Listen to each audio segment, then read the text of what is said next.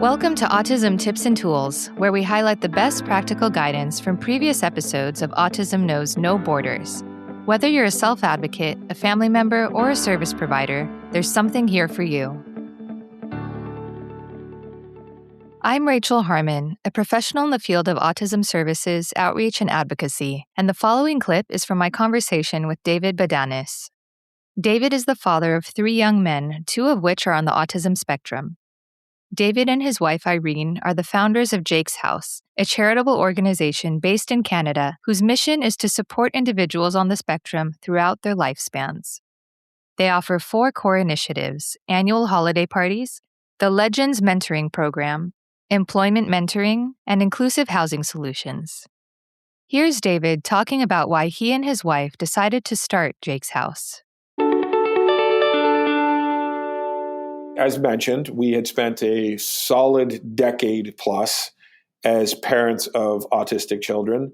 My wife, I would say about 5 minutes after Jake was diagnosed, did an incredible job of finding appropriate resources such as therapies, finding out what schools would accept him, which ones weren't, and there were far more that wouldn't accept him that would.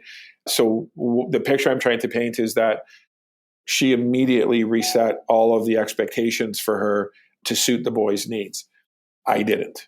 I took another path, unfortunately, and I was hoping, or I was in denial that, maybe the boys were going to snap out of their conditions. So I spent far, far, far too long hoping or wishing that something was going to develop and they were going to go away. My wife, Irene, was very practical in applying appropriate supports for the boys. And then when I finally awoke from my slumber, and had a chance to look back at what those 10 or 12 years were like, the combination of understanding how hard it is for parents and, to be quite honest, the frustration of not being able to help our own children further, you do sometimes reach a limit. And not so much a limit that they can't learn more tomorrow or the next day, but you start to frame that this is probably the extremes as to where the children are going to develop in terms of their, abilities to communicate. That my boys will always be defined as at-risk children. Neither of them should be left alone for more than 5 or 10 minutes.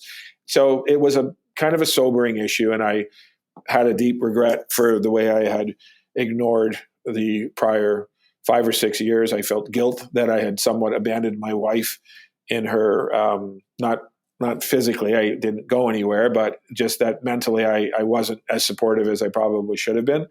So then we, of course, a number of my friends had some successes and said, well, then let's start to tackle this and let's try to do this. So the very first event we ever had as a charity was our holiday party. And I like to be sensitive about this because it arose out of a bit of a negative circumstance. Not that, it's ill-intended, but one year we were invited to a family Christmas party, 20 or so nieces and nephews running around waiting for Santa Claus to come. And of course, my boys, who are quite young at that point, don't understand the concept of Santa Claus. They are very hard to control. Well, lo and behold, next Christmas, no invitation to that party.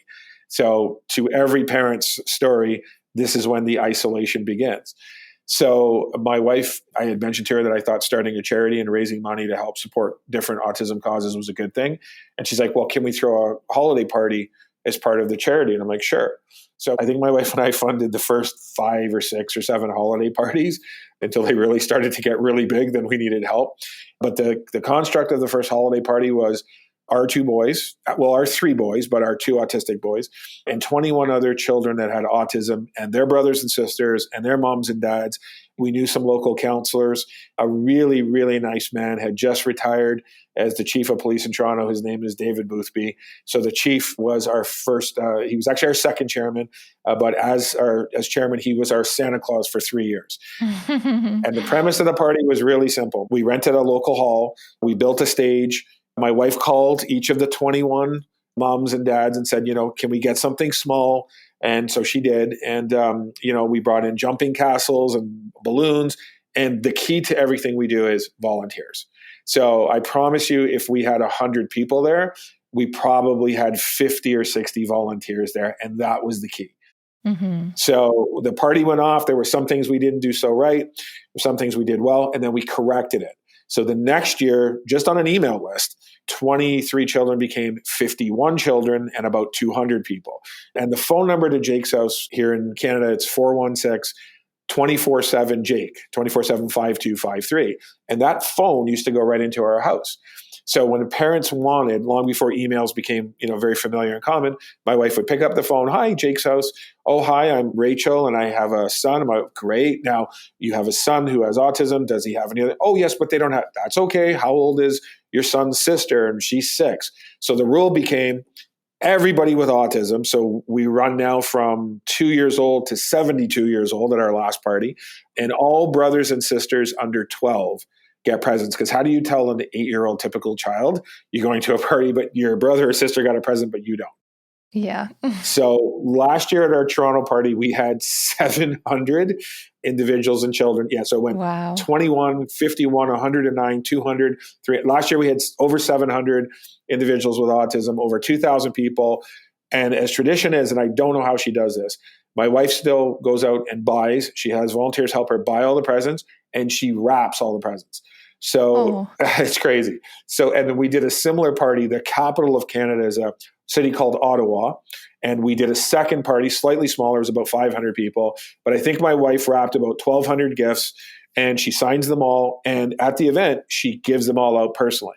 But just to show you how the volunteers grew, from that first volunteer party of about 50, we had well over 300 volunteers at our Toronto party for the kids.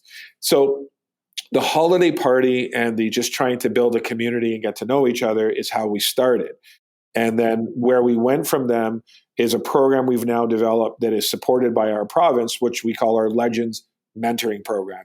And it was essentially, we saw the benefit of having all the volunteers help a parent just check their code, or tell a parent, I'll watch Jake for the next 15 minutes. You go have a slice of pizza and just breathe for 20 minutes. And I'm right over here and I've got it. It was incredibly helpful. So my wife said, if we're going to do it once a year, let's do it once a week. So we started putting together a program. Yeah. My wife doesn't say a lot, but when she talks, we're smart enough to all listen. So, and we have a whole team of 18 people that put all of her ideas into play. And when we start going a little bit too far left or too far right, she just course corrects us. So the Legends Mentoring Program was the next program. It was very successful in getting more volunteers. So now 300 became 3,000 volunteers. And how do we connect them in various regions, and how do we create programming? Of course, since COVID, we've turned all those programs online. So we do cooking courses online. We do athletics online with all of our various partners. We've started a dance program online, just anything to keep kids active and interaction. And each of them has a volunteer presence. So again, from the holiday parties where we kind of meet you for the first time to our mentoring program, very much mirroring my sons as they grew, my wife's like, you have to start an employment program. So I'm very happy and very proud. I just found out today a few more of our Jake's House family members were taken on by companies. Corporate Canada has been fantastic. We have a company that's a global organization called Specialisterna.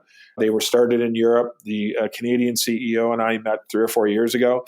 And I said, listen, we'll try to support everything we can do to, get meaningful employment. Because again, the autism spectrum is very wide. Yeah. So yes, my son Jake is very limited in what he can do, but yet 5 days a week, he finds meaningful work in a school. He shreds paper. He can index books, because even though he can't talk, he has the ability to index books in a library. They continue to find more uses as he becomes more of that community.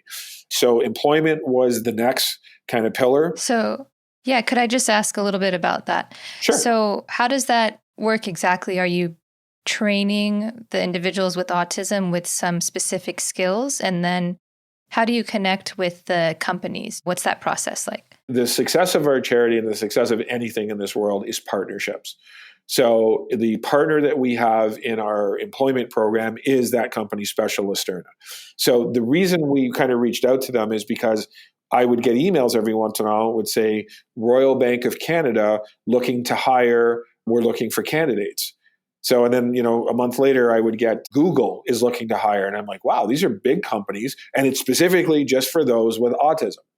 So we connected, and they have the Canadian franchise of a global initiative, and it's very similar. The family that started Specialisterna, I think it's in Denmark, and I really want to be accurate, so I'd hate to be wrong on that, but I believe it's a family in Denmark that started it. Their goal was to place 1 million individuals on the spectrums around the world. And then they started franchising the idea out. The gentleman, Alan Chris, is the CEO of Canada, and we deal with Alan and his amazing team. So we've built a team that supports their team.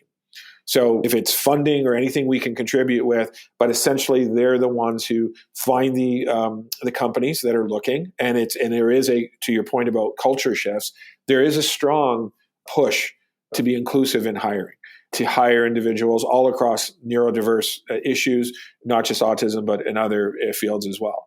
So it's an inviting environment. Even today in the world of COVID, I'm happy to find out we made placements today. So, which, in a world where jobs are being lost, I said maybe there's opportunities, people rehire, they might get a chance to, incorporate others with special needs. So it's the partnership where we would not profess to have the specialties that Specialisterna has in that particular field. And we do it in everything else. We have another incredible housing partner, but I'll save that till we get to there. Thanks for tuning in to Autism Knows No Borders. Would you like to know how David has collaborated with organizations to come up with housing solutions for autistic individuals? Follow the link in the show notes for the full conversation, and be sure to subscribe for more stories from people connected to autism, inspiring change and building community.